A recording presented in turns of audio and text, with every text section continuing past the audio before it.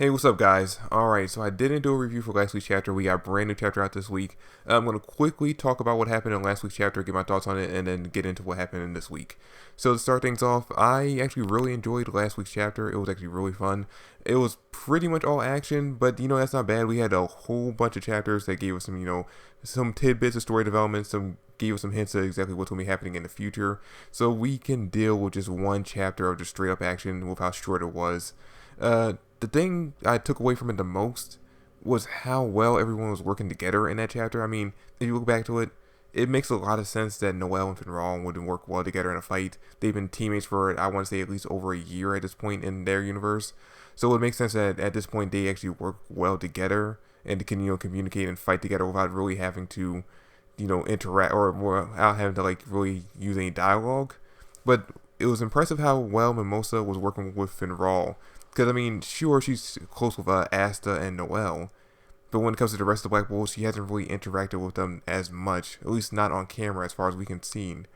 So the fact that she was able to quickly basically work so well with Finral and, teaming up with him and Noelle at the same time, just goes to show exactly how great she is, or how good she is at being a support mage and being able to just, adjust to the people around her, on the flip of a hat. And then, of course, you can't forget Asta and Nero, who immediately started working together really well. Asta was in a very dire situation against the water spirit, and Nero actually came in for the save. The two of them worked together, and they actually managed to break through the barrier that was separating them from getting to the queen. Now, the only thing that really confused me about last week's chapter was that I still can't exactly pinpoint what Gaja's magic type is. Now, it seems like based off of last week's chapter, he might have lightning magic, and that's actually kind of the thing that Noelle picks up on this chapter. She sees the sparks around his hand when he's about to cast his magic, and she assumes that he has lightning-based abilities. But that still doesn't answer the question about the runes that flow around his body when he uses magic. And I'm inclined to think that maybe those runes are actually just what let him control nature. Like maybe he has rune magic and he can use those runes to summon different type of magical spells like lightning, wind, something like that. And again, if he actually does have that type of ability, if he actually has rune magic which lets him summon different elements like lightning, wind, stuff like that, then he really does remind me of Levy from Fairy Tail, where she had her script magic, where if she wrote out the word fire, she could use a fire attack. If she wrote out the word metal, iron will show up. Which would actually be really interesting because of the fact that I always thought that Levy from Fairy Tail was very underdeveloped. I thought the fact that I thought her script magic was actually something that could have been very useful and very powerful if Hiro Mashima would have been more creative with it. So I'm interested to see exactly where Tabata could take this guy's magic if he actually does have something similar to that. Okay, so getting into this week's chapter, we started off and we pick up where the last one left off. We have Asta breaking through the barrier to get to the princess or to the queen of the Heart Kingdom, and all he finds is this statue, this doll sitting in the throne.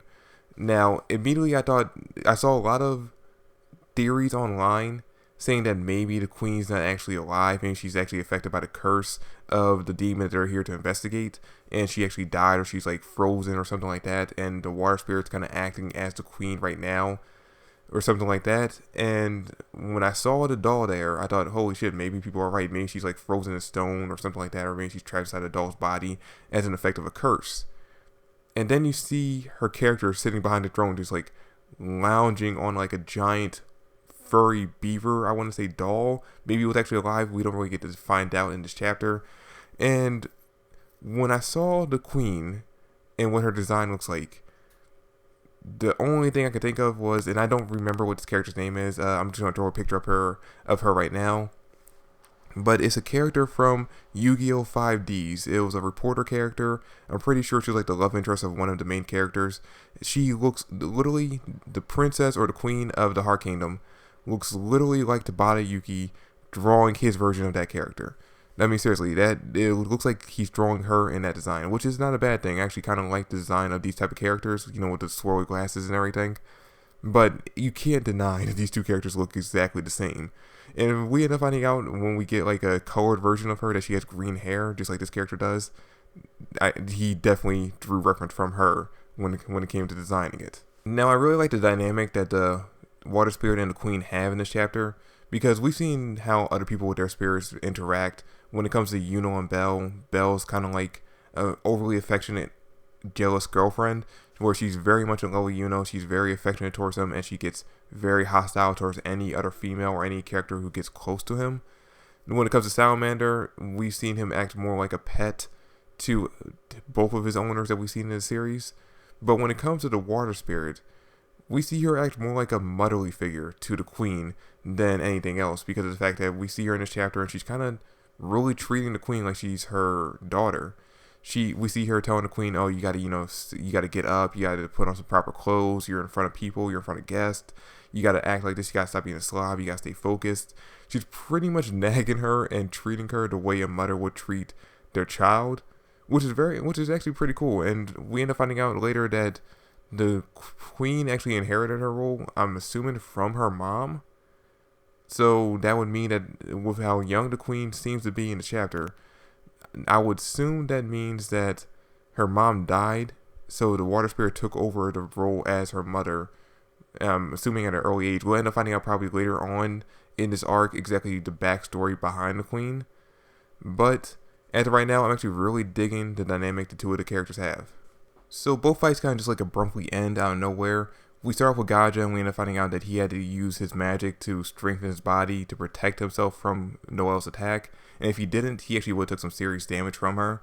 So after that, he rushes over because he feels like he's tested them enough. He rushes over to them. He's like, "Hey, listen, we're cool." Which, by the way, they're kind of just like hiding in the bushes, strategizing about what they're going to do now since he survived that attack. And he gets there so fast that the three of them don't really have a chance to react to him showing up in front of them. But anyway, he gets there and he's like, "Hey, listen, we're cool now. Don't attack me. I'm not going to attack you. I was just testing to see how strong you guys were. We're good." And then we cut over to the queen, and we end up finding out that the reason why they were testing the five of them was because of the fact that they wanted to see if their magic tier was high enough to help them out. And this is actually when we finally get a full explanation of this like tier magic that they've been talking about for the past two chapters, from God to talking about it in chapter 225 to the water spirit talking about it in the last chapter. So this is pretty much how the tier ranking system goes. It goes from rank 9, which is the lowest, to rank 0, which is supposedly the highest. Now we can assume, because of the fact that Gaja, I believe, said he was rank 1 or tier 1 in the last chapter, that the queen and the water spirit together would have to be rank 0, since they should be stronger than Gaja, since they're the leaders. Now, there's no guarantee about this. We don't actually get to see the queen fight herself. We do get to see the water spirit fight, and I can assume that she would be at least rank 1, if not tier 0. But we'll have to wait to see exactly how strong that queen actually is herself. But anyway, I'm actually really digging the fact that we actually got introduced to this tier system, because one of my biggest complaints about Black Clover up to this point is the fact that we didn't really have a clear system or a clear like power level system in order to rank the characters. But now Tobias actually introduces something like that. Now, based on where Gaja ranks Noelle in them, I believe he said when he first saw Noelle's Valkyrie dress magic that she would be like tier 3 or tier 2. And assumingly, based on my own predictions or my own assumptions of Noelle, I say that she's at the least near vice captain level when it comes to her magic abilities. So we can assume that when it comes to vice captains, they would be at least around rank 2, maybe rank 3 at the lowest, with captains being up to rank 1, I would say, or tier 1, I would say. And then tier 0 being someone like Julius, who was the Magic Emperor. Now, the reason we end up finding out as to why they were testing out their magic abilities is because of the fact that they need their help defeating a demon. And the reason why they need their help is because of the fact that the queen herself has actually been affected by a curse placed on her by a demon. Now, I'll get to the demon in a second. But what we end up finding out from her is that, 1, you would need at least tier 1 magic in order to fight against a demon. So they had to rank them and see exactly where they stand on their tier list.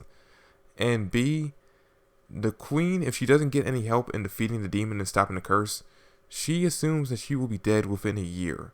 So they have a very limited timeline. I mean, it's not limited when you think of it really, but when you think of the scope of a person's lifetime, that is very limited amount of time in order to defeat this demon, especially when they don't know exactly where it could be or how strong it is. Now, I'll get to the demon in a second, but we actually get to see a lot more of the character of the queen in this chapter and finding out more about her characteristics. And what we end up finding out is that she's very much a klutz. She's very scatterbrained. She ends up leaving mid-conversation when they're talking about the demon and the curse and just runs off to go do something else.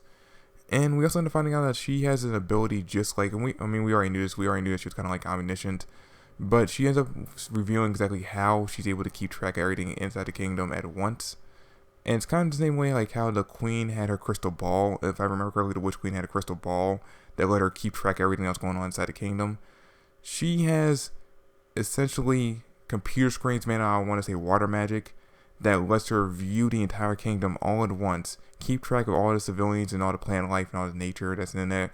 And she also uses her ability to control water magic from this spot, from this room that she actually keeps monitoring everyone, and is able to like water the plants, provide water for civilians who need water to drink, stuff like that. Like, she seemingly from this room has full control of the entire world, or her entire kingdom. And the more you look at it, the more it seems like she's just like a medieval version of a hacker. And you know what? The more we actually see of the queen and the dynamic between her and the water spirit, the more I'm actually really liking the relationship the two characters have. Because like I said, we get that like motherly feel from the water spirit when she's interacting with the queen. Because despite the fact that when she finally gets the queen, they kind of like dress up, look regal, and she looks very beautiful in the scene where we actually get to see her kind of like all dressed up in her queen gear. And we even get a moment where Ashley even blushes at looking at her. But she immediately falls. We end up finding out she's very much a klutz. We already knew from before that she was very scatterbrained. And it seems like that she would just kind of like cease functioning or fall apart very fast if the water spirit wasn't there being like her surrogate mother. And I kind of like that dynamic because we really haven't seen, besides the way Sister Lily acts with Asta and and all the other orphans, we really haven't seen motherly figures, or at least good ones, in the series. So it's nice to see this kind of like dynamic between the two characters. It's actually very refreshing to see this. But anyway, to get to the end of the chapter, we end up finding out actually earlier on, but we end up finding out that basically the demon that actually put the curse on the queen and the one that's plaguing them is actually the demon Megikulo, the one they've been after this entire time, the one that actually put the curse and actually caused the death of Noelle's mom, and the one who Gordon's family until recently was worshipping and had a contract with. Now, I think they do still have a contract with him, but as of the father's generation, he's kind of trying to like divorce them from those practices. But anyway, we end up finding out that Megikulo is going to be the next big demon they end up going against. Now, seemingly enough though, he doesn't seem to be in the Heart Kingdom himself. Well, the implications we get by the end of the chapter is that he is actually residing in the Kingdom of Spades, which could be the demon that they supposedly worship when we end up finding out information from them, or about them, from Julius a few chapters ago. So, and we end up finding out, or get the implication that he's in the Kingdom of Spade by the fact that we cut over to the border, or like inside the Diamond Kingdom, where we see Luck, Magna, and Vanessa.